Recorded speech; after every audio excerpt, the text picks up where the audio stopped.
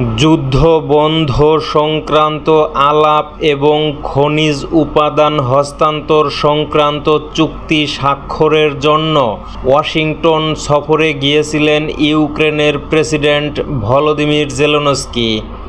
সেখানে যুক্তরাষ্ট্রের president Donald Trump এবং ভাইস প্রেসিডেন্ট জেডি ভ্যান্সের সঙ্গে বৈঠকেও বসেছিলেন। কিন্তু উত্তেজনা ও উত্তপ্ত বাক্য বিনিময়ের মধ্য দিয়ে শেষ হয়েছে সেই বৈঠক এবং ওয়াশিংটন থেকে জেলেনস্কি ফিরে গেছেন কোনো প্রকার চুক্তি স্বাক্ষর না করেই।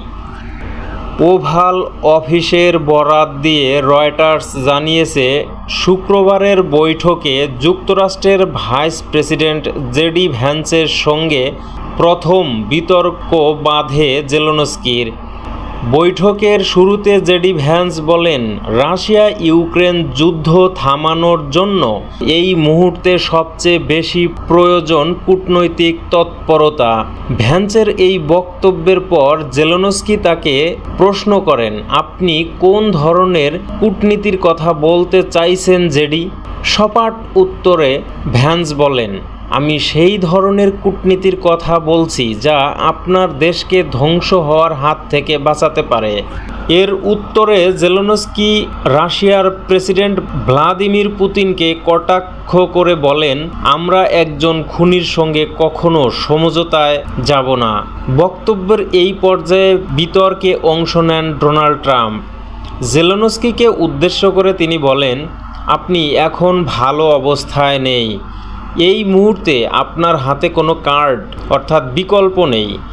যদি আপনি আমাদের সঙ্গে থাকেন তাহলে আপনার হাতে কার্ড আসা শুরু করবে। জবাবে জেলেনস্কি বলেন, আমি কোনো কার্ড খেলছি না এবং আমি খুবই সিরিয়াস মিস্টার প্রেসিডেন্ট। কিন্তু তার কথাকে আমলে না নিয়ে ট্রাম্প বলেন, আপনি কার্ড খেলছেন। শুধু তাই নয়, লাখ লাখ মানুষ এবং তৃতীয় বিশ্বযুদ্ধ নিয়েও জুয়া খেলছেন আপনি। রাশিয়ার প্রেসিডেন্ট ভ্লাদিমির পুতিনের সঙ্গে সমঝোতায় যাওয়ার জন্য জেলেনস্কিকে আহ্বান জানান ট্রাম্প। এ প্রসঙ্গে তিনি বলেন, আপনাকে সমঝোতা করতে হবে। যদি আপনি তা না করেন তাহলে আমরা সরে যাব এবং যদি আমরা সরে যাই সেক্ষেত্রে এই যুদ্ধে আপনাকে একা লড়তে হবে। আমার মনে হয় না সেটি ভালো হবে। একবার যদি আপনি সমঝোতায় পৌঁছাতে পারেন, আপনার অবস্থান আগের চেয়ে অনেক দৃঢ় এবং শ্রেয়তর হবে। কিন্তু আপনার কথাবার্তা আচার আচরণে মনে হচ্ছে না যে আপনি কৃতজ্ঞ। এটা ভালো নয়, সত্যি বলছি, এটা একেবারেই ভালো নয়। ভাইস প্রেসিডেন্ট জেডি ভ্যান্স জেলেনস্কিকে উদ্দেশ্য করে বলেন, আপনি এমনকি কখনো আমাদের ধন্যবাদও জানাননি।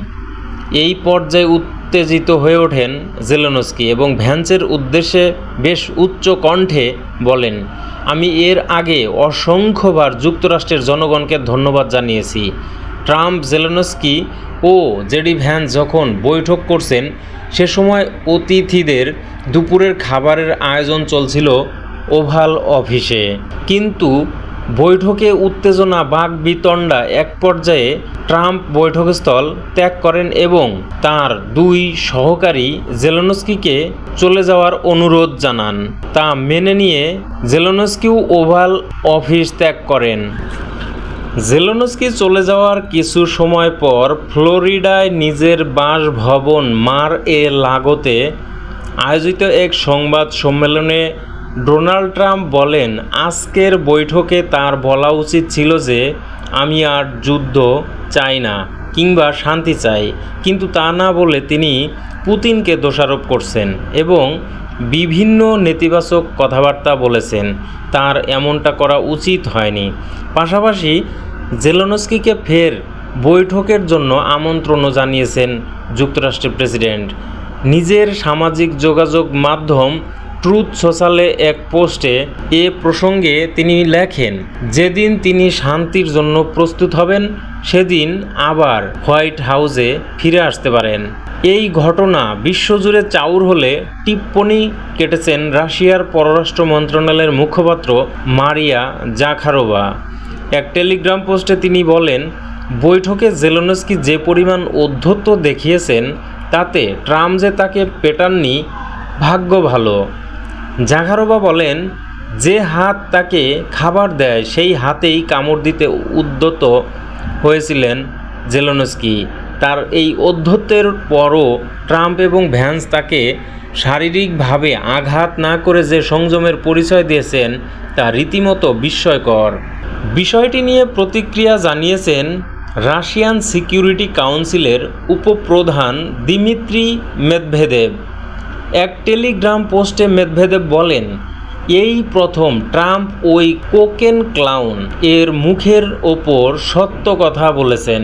তিনি বলেছেন যে কিয়েভ তৃতীয় বিশ্বযুদ্ধ নিয়ে খেলছে। এই অকৃতজ্ঞ শূকরটি শূকরের খামারের মালিকদের হাতে রীতিমতো থাপ্পড় খেয়েছে। তবে এটাই যথেষ্ট নয়, আমাদের অবশ্যই এই নাৎসি মেশিনকে সহায়তা প্রদান বন্ধ করতে হবে। তথ্যসূত্র রয়টার্স ও এএফপি।